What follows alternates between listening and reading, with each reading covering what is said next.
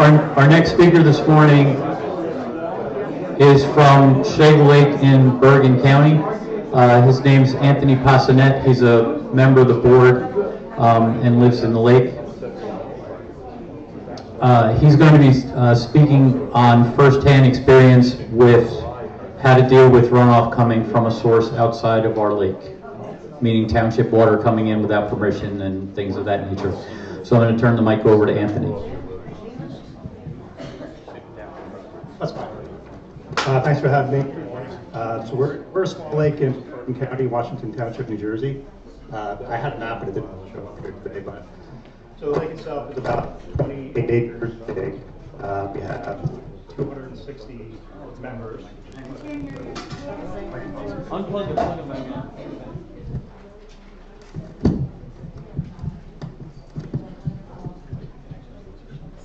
I have a habit of when my brain goes to sleep, I turn it off. Test, test. Can you hear me? Good. Let's see if I can find it. So the lake itself is about 28 acres. We have a total of 260 members, 40 on lake, 220 off lake. So the issues we've been having for the past, I would say, 10 years is here we go. We have a brook which feeds into the north end of the lake, and that's what feeds the whole lake. At the south end, we have 2 dams where it exits. So when we have like major rain events, we have a ton of debris that washes into the lake. And for the past 10 years, we've been responsible for cleaning up all the debris. I've been to the town, I've been to the council. Nobody really wants to take ownership of the debris, even though it comes through the town and ends up into our lake against our dams. So we are consistently cleaning up after all the debris, all the sediment, with no help from the town at all. With the debris, in the north end, what's happening is, I've noticed in the past 6 years, is that the erosion, what's happening upstream, is bringing in all the sediment, and we're actually losing the north end of our lake. So 10 years ago, we were able to actually go up into the north end and take a canoe up into the brook. Now you could hardly even get through the north end, and if you take your oar when you're up there, you're in 6 inches of water. You could stick your 4-foot, 8-foot oar all the way down in, and you can just see all the bubbles come up. So that prompted us and the board to actually walk upstream, if you can get to the first photo, sure, to really investigate what was going on.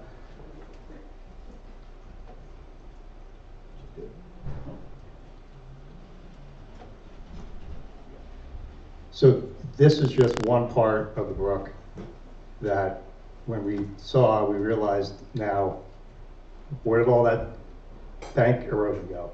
Into the north end of the lake. Yeah. So you know what that is? That's a sewer drain sticking straight up out. So we continue to walk up north with a lot of erosion. Maybe you can get to the next one too. You can see that's an old sewer drain coming out from a street, just broken in half.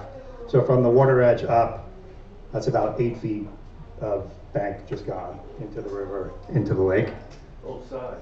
Both sides, yes.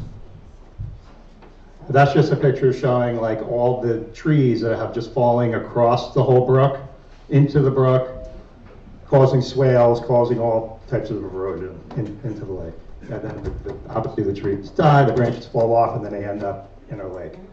So after doing this, in 2020, late 2020, I did a presentation sort of just like this in front of the town. It was a whole council meeting, and I presented the whole issues that were going on.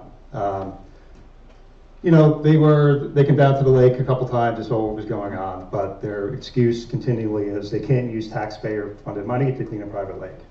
So if you get to the next slide. Yep. That's the north end of the lake. That's when the lake is lowered though, about maybe 2.5, 3 feet.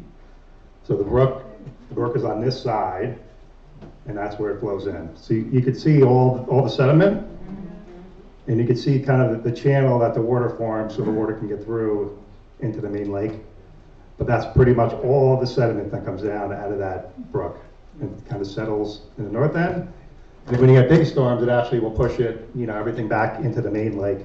And you can see slowly bits by our depth finder, you know, little by little, it's, you know, we're losing our main lake too. You know, it was dredged back in, what was it, in the 80s, Rob? Yeah. They claimed it was dredged down to maybe 50 feet. Now it's about 30 feet. So in the course of 40 to 50 years, we lost 20 feet. And this end of the lake was 8 or 9 feet deep. Yes, this used to be 8 or 9 feet deep. The natural lake? Man-made? It's man-made. Man-made. It was wetlands before, I think, in the 50s. The association was formed in 1947. Next thing.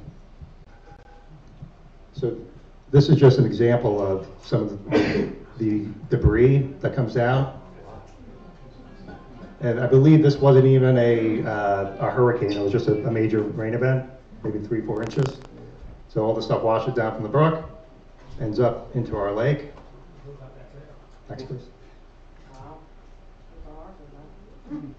So this was after Ida. We woke up to a swath of debris, probably 100 yards wide, 100 yards deep, and our dam is over on this side. So it clogged that dam, the water, I believe, went over the top, and then the water rushed over to the other dam, and then a lot of houses got flooded on the lake. I brought this to the town did nothing. We spent $26,000 to clean this up on our own, and the town wanted nothing to do. Yes? Did you bring this to DEP's attention, EPA or something, besides just the town? Because the town's not going to want to do anything without being forced. You know, I brought it up to our dam engineer as well. She just claimed that, you know, that it's really, you know, the DEP can't do anything for us. But we could certainly try again if you had, you know. I would go to your county politicians too, and, you know, because they're the ones that deal with Washington and stuff, at the state level. It's the town, you know, they're not going to foot the bill, like you said, and the more political people you complain to, especially in an election year, Yeah. they get somebody who, especially showing them this. Yeah, I have reached out to our local senator, and you know, she's a big proponent of the flooding that's happening up there, especially in like the town of Westwood and the certain reservoirs, like not lowering. That seems to be more important to them, these lowering of the reservoirs, than what's going on here, at least for now. But yes. I would get in touch with your local newspapers, Patch and TV, because the politicians won't help you, but the minute you get publicity, they will help you. Like if you sent those pictures to your local Patch, like we're in Wayne, if I want to get something through and put pressure on the town, you contact people like that.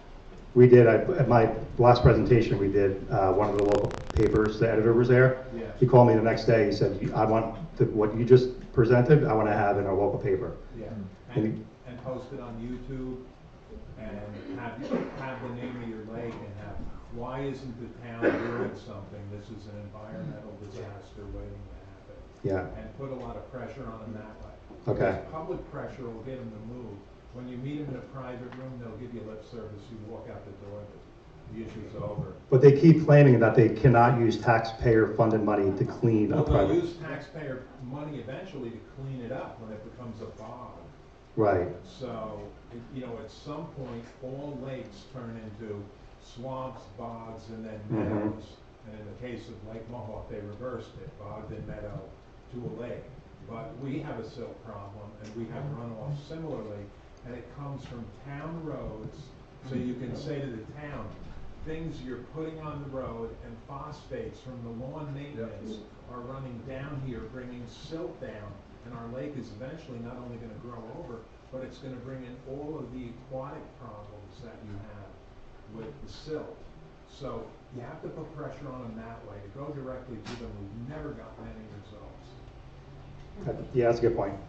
Sometimes there's a political solution to the problem like that. Decades ago, White Meadow Lake pressured the town council to write an ordinance that you're not allowed to blow leaves or debris in the lake, nor in the street where the storm drains went into the lake. And then every spring, the town cleans out the storm drains around the perimeter of the lake and sweeps those streets. We did it through running candidates for the town council.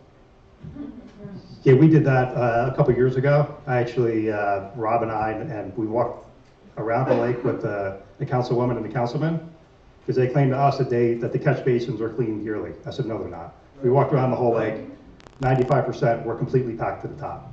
Run somebody against. And within 2 weeks, they had people out there taking the grates off with literally shovels and machines, cleaning out all the catch basins around the lake. And I said, I want to see maintenance records. I said, oh, yeah, no problem. We'll give those to you, but we haven't seen anything What since. about the environmental commission in the town? The environmental commission? Haven't reached out to them. You did? No, I haven't.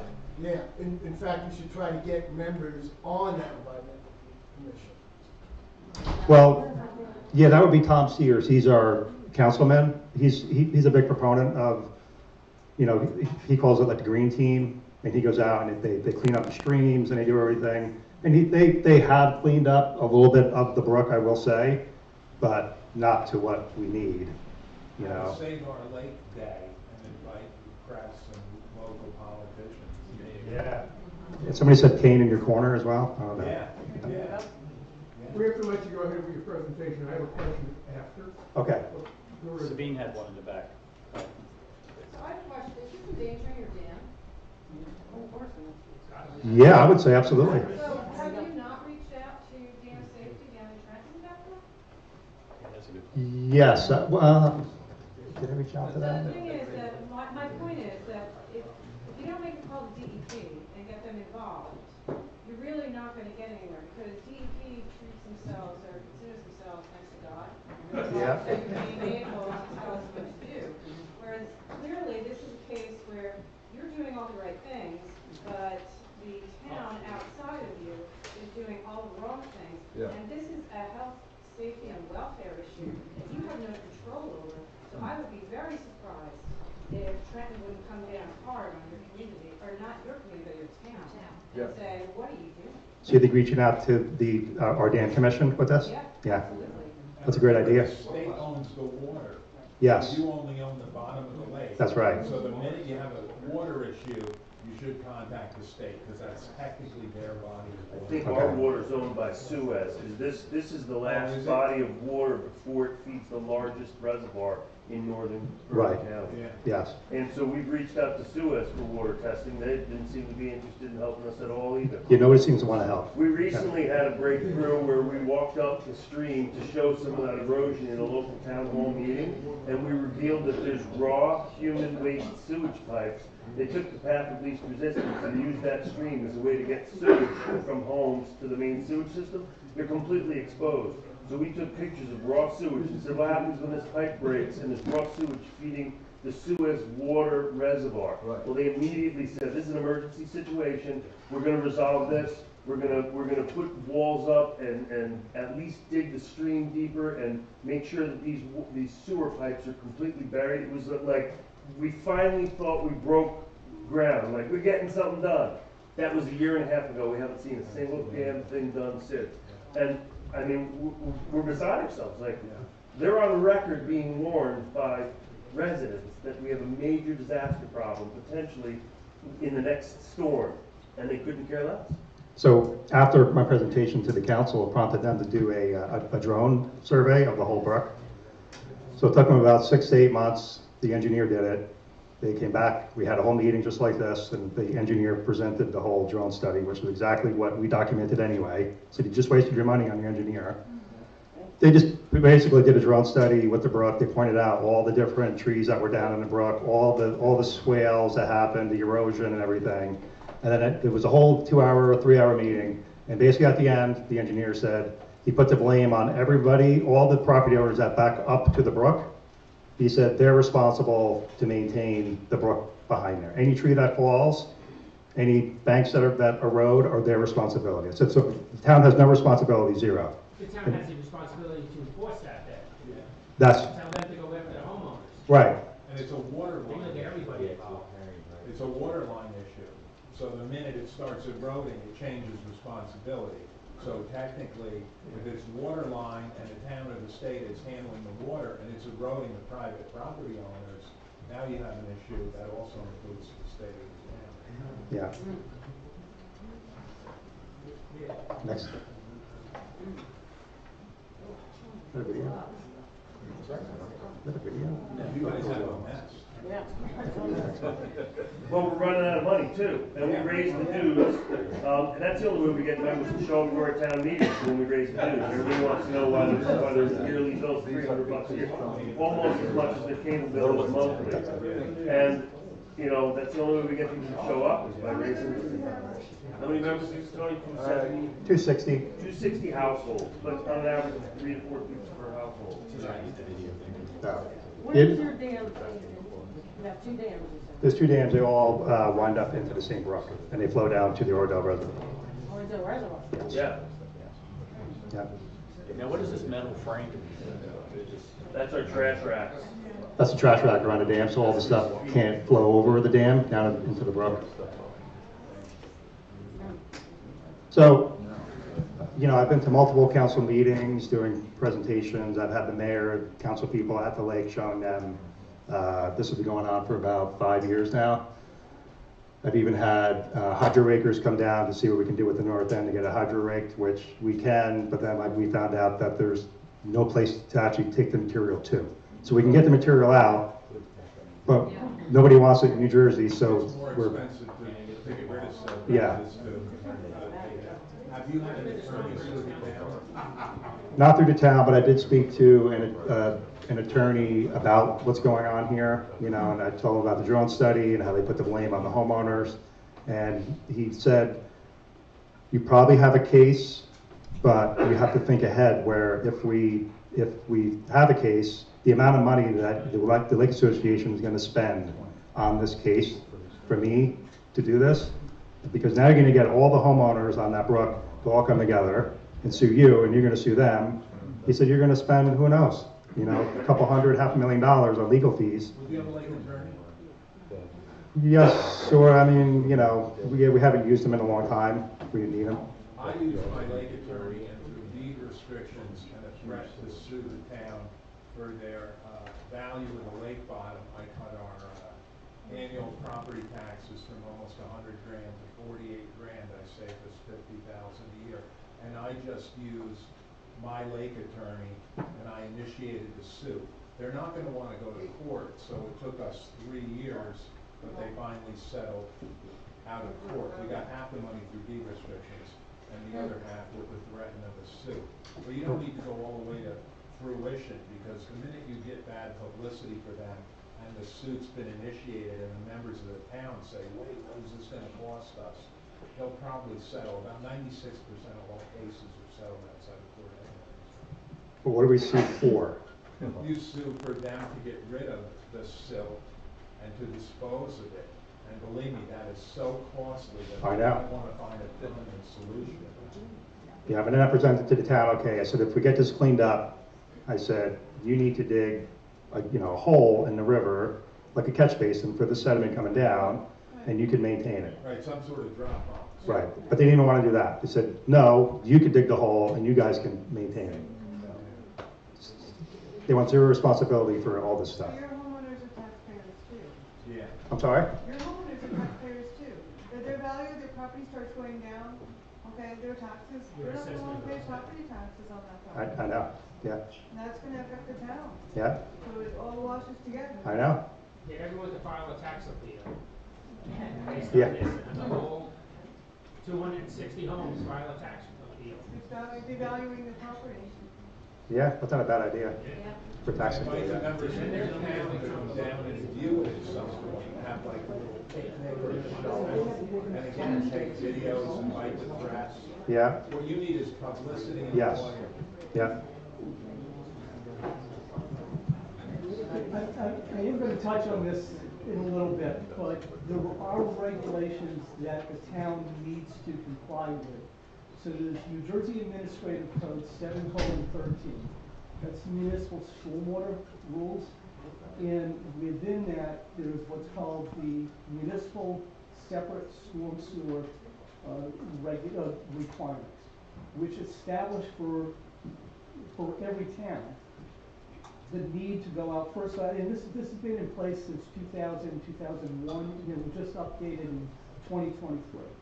But it requires towns to actually manage runoff from, their municipal lands, okay? And so I'll touch on this in a little bit, but you need to get a copy of NJAC 7:13, right? Download that, and you'll see the specific requirements for what's called Tier A communities. In most towns in Bergen County are going to be Tier A. And there's specific things that need to be done in terms of maintenance of catch basins, like you went out and caught them, with your pants down. Yeah. So those types of things are supposed to be done. Street sweeping, other issues like that. I mean, this is a volume problem, though. You've got too much water coming into the brook, and as a result of that, it's cutting down the banks, and so you get bed and bank erosion, and that's the majority of the problems. But along those lines, you could qualify for, if the town wants to, and I'll talk about this, I'll give you some examples, but if the town wants to join forces with the lake community, you can apply for 319H funding to do bed and bank stabilization projects. So, I'll talk to you more about it later. There are some opportunities for the town. There are requirements, legal requirements, and then there's potential opportunity to secure funding. Is there a way to get the town to get their storm drains out of our lake at this point? No, that's not going to happen. But there are mechanisms to decrease some of that volume and definitely collect some of the sediment. But I think the majority of the problem is volume based, But yeah, it's not an easy issue to deal with. Yeah. But at least I think you do have a legal framework within, in the towns are supposed to be reporting back to DEP to document compliance with those MS4 requirements. That's what they claim, but when we walked around and... Yeah, they weren't doing it. No. Right. But, that's where, having an attorney working with you can start to document things that aren't being done correctly, and then maybe use it as, part of the pressure to correct the problem. Right. Okay. Thank you. Not an easy thing to solve. No, it's not an easy task. It's been 5-6 years ongoing, just meeting people, trying to talk to this person, talk to the mayor, talk to the council, pretty much whatever we can do to find answers, So, well, that's it. I appreciate your time. Thank you.